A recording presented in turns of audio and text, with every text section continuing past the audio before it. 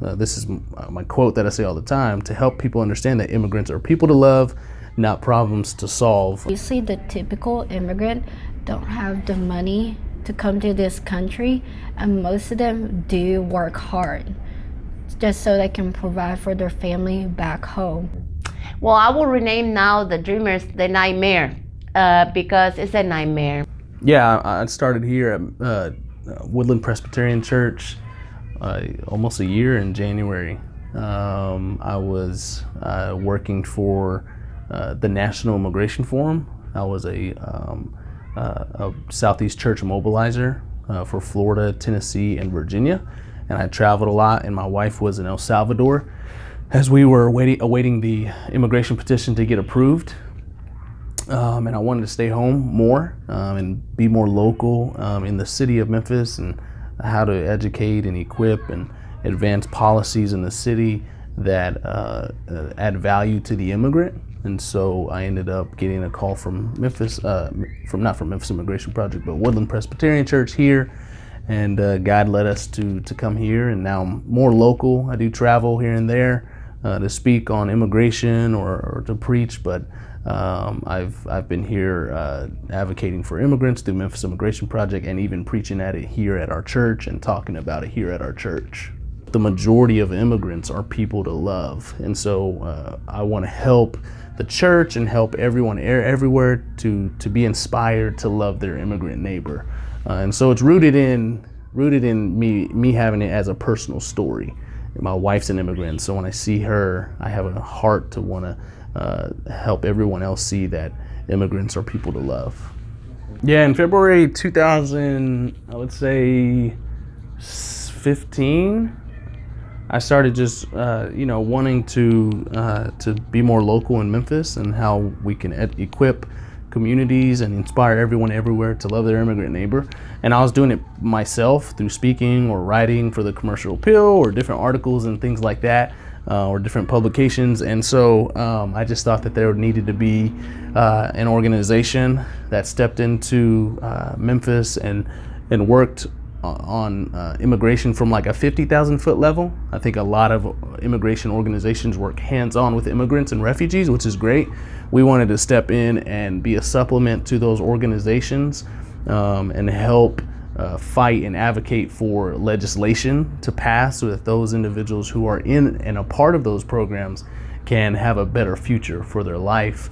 And so I just grew a heart to want to start Memphis Immigration Project. We exist to inspire everyone everywhere to love their immigrant neighbor. And the projects that we have is we want to equip communities. We have a podcast. We do teaching, we do events, and we do articles.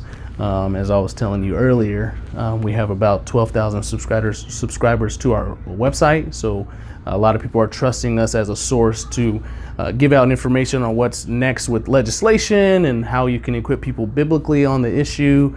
And so we're thankful we've been able to step into that realm. And then also we advance policies. We need to advance policies that respect the rule of law, but also show compassion and mercy to the immigrant. And then we also are working on research. So we want to research immigration issues and think about and get people's opinions on what they think about immigration, so we can educate the community on it. And then also we have a Dreamer Scholarship right now that we're in partnership with MCUTS, Memphis Center for Urban Theological Studies, at Lancaster Bible College here in Memphis. They've been in Memphis for 4 or so years, and they are in January 2018 coming up. They're going to provide 20 full-ride scholarships to DACA recipients for free who want to pursue a degree in biblical studies or business administration and whatever they want to pursue. And so we're working with them on that as well. First, I'd love to see U.S. citizens and Memphians think more about the immigrant. I think a lot of times it gets forgotten because of the black-white binary in Memphis and the history of racial reconciliation between whites and African Americans because of what Martin Luther King went through, which is just and right, and we should think about that. But a lot of times we forget that the immigrant is among our midst as well. And when you talk about racial reconciliation, it's also the immigrant. And immigrants are not just a monolith. They're not just Hispanic. Majority are, but they're also from different cultures and backgrounds. And so I want people to understand that. I want immigrants and people in Memphis to be able to have dinner together, to fellowship with one another, to have community with one another, so that they can come out of the shadows and not hide, because they're valued and loved in Memphis. Probably the best moment has been, or moments, has been when I see a pastor or individual who knew nothing about immigration, and then when I talk with them or meet with them over coffee or teach at their church or organization or event, they come up to me and they're inspired to do something, and they end up serving with us, or learning more by studying the scriptures, or running to and serving at a local organization to love the immigrant. I love that, how information touches the heart of people and then it leads to action. And so I'm thankful for that. The lowest moment probably would be just how much hate there is out there. I've gotten a lot of hate mail from people with articles that I've written in the Commercial Appeal, or articles I've written on my website, of people who were just angry because, you know, I'm advocating for something that I believe that God has called us to advocate for. And so that's been sad. It's been hurtful, but at the same time, it gives me motivation to keep going, because those people I believe can have a change of heart if they just are willing to meet and talk about why they're so against it. And when you think about DACA, the thing that's just so polarizing and just blows your mind is the fact that although the DACA program has been rescinded, Congress needs to, and I even believe that they biblically are commanded to pass legislation to protect immigrant dreamers with DACA, because DACA recipients came as young babies and children without any choice in the matter. So to blame them and not pass legislation to protect them is to misuse biblical justice and to not protect people who deserve to be protected, and because it's just not their fault that they came here. And so it's very important. At the same time, I would say, although I'm not a Trump supporter, I'm not even a Hillary Clinton supporter, it's a bittersweet thing that he rescinded the program, because when he rescinded the program, it did make Congress act. So if the program may have probably stayed intact, now maybe people argue that it should have stayed intact until Congress passed something and then it naturally takes over DACA. But there wouldn't be as much urgency, I don't think. And so I think him rescinding DACA, even though it does hurt and I'm like torn between the two, I'm actually kind of thankful because of the fact that it did open up Congress to have to act. And now there's all kinds of legislation, the DREAM Act, the RAC Act, Recognizing Americans Children Act, Succeed Act. I mean, there's all kinds of legislation out there to help protect dreamers and to eventually give them citizenship in the United States, which is what they deserve. And so it's a bittersweet feeling, but I'm also kind of thankful that he did rescind it, because now Congress is acting and now they have to pass something to protect immigrant dreamers, because there's no way they can allow them to not be a part of America, because we'll lose billions of dollars. You know, all the workforce will take a huge hit, and we'll lose people who are amazing people who are our neighbors and bring diversity and bring their culture to the United States, and who want to pursue education and want to do right things here in the United States and make it even better than what it already is. Here in Memphis, when you go to Germantown or go to a suburb or go to any place around the city in the summer and you see people working outside or working on a house, it's usually not an American, it's an immigrant. The fruits that we pick at the store are picked from immigrants. And so I'd say understand that they bring value. They really bring value, not only just physically because of their gifts and talents, but also just because they're made in the image of God. They're people, they're human beings. And so I want people to understand that they're human beings, even if they're not citizens, even if they're undocumented. It doesn't give us justification to hate them. It doesn't give us justification to make ourselves feel superior to them, because they're not. They are equal to us in God's eyes. And so people and us, we need to be reminded of that every single day. My parents met online and stuff, and my dad came. My stepdad went to the Philippines and married my mom, and of course he had to come back. So eventually, like, our papers started. like our paper process started, and me and my mom moved here so we can be with my stepdad. I was really excited because like usually everyone in my like area usually just stick around in that area, so it was like really cool to me that I get to go somewhere else, because everyone always like they think of America as like the greatest country in the world, so I was like, yay, I get to go to America. But then when you get here, it's like, oh my god, I miss my friends, I miss my family. It's completely different. I really did love Philippines. Like I appreciated everything I had in the Philippines. Like we didn't have like the technology. I was like when I first moved here, I was like in 5th grade, so people did make fun of me like with my accent, because I didn't really know how to speak English, and I don't know, it was harder to make friends at the beginning, but then slowly, the more I go and the older I get, like it's not as bad. Like I don't think I've ever been like segregated. I think whether it's like documented or not, like usually the typical immigrant don't have the money to come to this country, and most of them do work hard just so they can provide for their family back home. And that's all they do. Usually they're the one that are going by the law so they can stay in this country. I think building a wall is a joke. It's not possible, and even if they do build the wall, people will still come in this country illegally. It's not like they shouldn't just target Mexico in general, because there are illegal immigrants from other countries. They can come here legally and become illegal right after. And I fully support DACA. I think that's the best way possible for making things fair. Make sure they tell me on the recording, elegí el tema 2, elegí el tema 1. I started my career at Ohio State in Columbus, Ohio. I was there transferring from Argentina. I'm originally from Argentina. And I was there in an internship to teach Latin rhythms, which was a fitness class with Latin music, and this is before Zumba existed. So I was invited as an exchange student, and as an undergraduate student, I fell in love with the culture in the United States, and I saw the many opportunities I could have, so I stayed.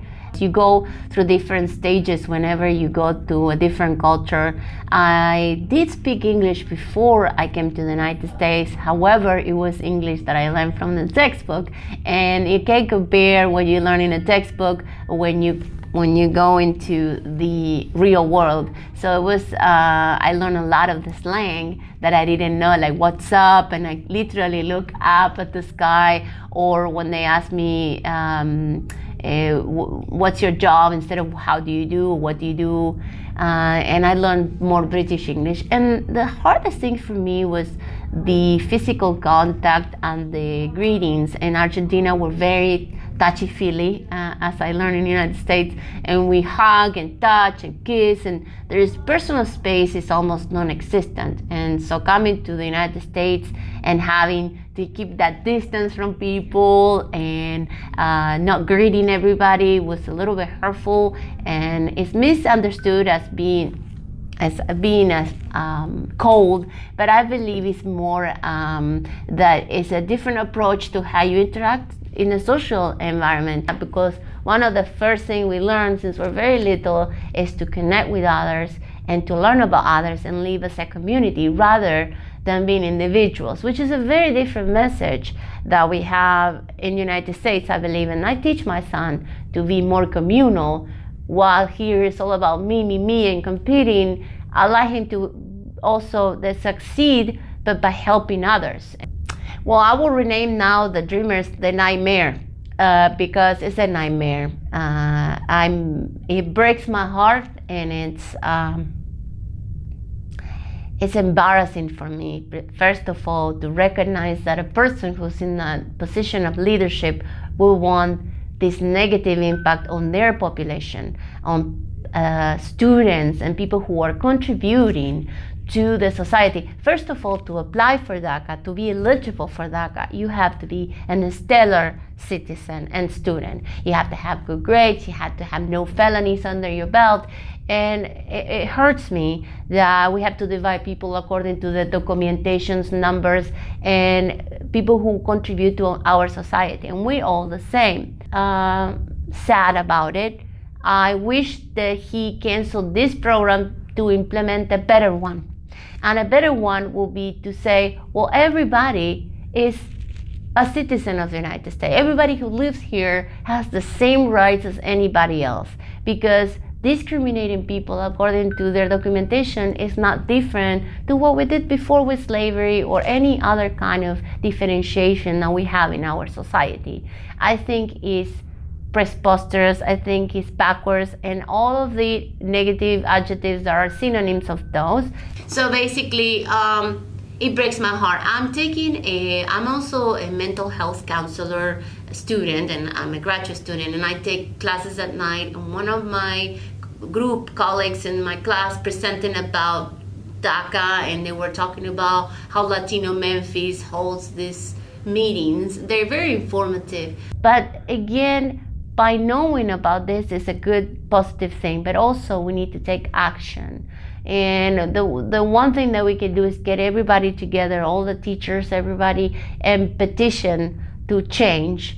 And I don't believe in this 21st century we should be fighting to defend such a very simple, basic right of humans, like education and health. They should be the priority. As many countries that we call third world countries, they have it clear. They have the message clear a long time ago. Why can't we act like them in such a first world country and treat education and health as the priority? And of course, one of the methods that governments have is they want the citizens to not know, and that's how they control the mass population. And we need to inform ourselves. They're not gonna tell us on TV or on the news what's going on. We need to make the effort of going and finding out from sources like Latino Memphis, not even the internet, because the internet is very misleading, and who knows what posted what on where. And social media also can trigger things that we don't want to do. But my personal opinion is this is embarrassing. It's not even, I cannot believe I have to be discussing this in the 21st century. And I wish there would be something even better than DACA. I think DACA is limiting. You grew up in the United States, no questions asked. You went to high school in the United States, middle school, you are as much as anybody else. If not, we are discriminating, targeting against one minority that, as far as I know, all it has done is contribute to the betterness of this country, giving up their lands, promoting food, the food industry, and I'm not even gonna start with the music, but all these positive things to our country, and we treat them with a slap in the face. A lot of people are undocumented, meaning that they come here for a better life, not just Latinos. It so happened to be that we need to have a space goat, or how do you say space goat? Like we need to look at somebody and blame someone. It's always a different minority. If it's one day is the terrorists and the Arabs and the Middle Eastern, another time it's the Latinos. We need to blame somebody to distract the population and do whatever business that they're doing. That only benefits to the upper class and the rich. But the undocumented immigrants here are from many ethnicities, many races, and many colors. And by the way, also Latinos can be phenotypically white, and whites can be phenotypically brown, and all these different expressions of genes and genoma. So we cannot assume by the person the way it looks, the language they speak. We cannot assume by the person the way a person looks or the language they speak their legal status. We definitely cannot say illegals because it's a derogative term, and it's the correct term, the political correct term is undocumented. Why? Because you just happen to have different documents. It's not like you don't have documents. Even undocumented, I think, is wrong, because you have documents. You just don't have documents in this area, but you have documents to where you're born. You were born somewhere unless you were born in a UFO. Oh, by the way, they call us aliens, of course. There is nothing scientifically nor socially proven that a person has a different phenotype from another is better or worse than anybody else.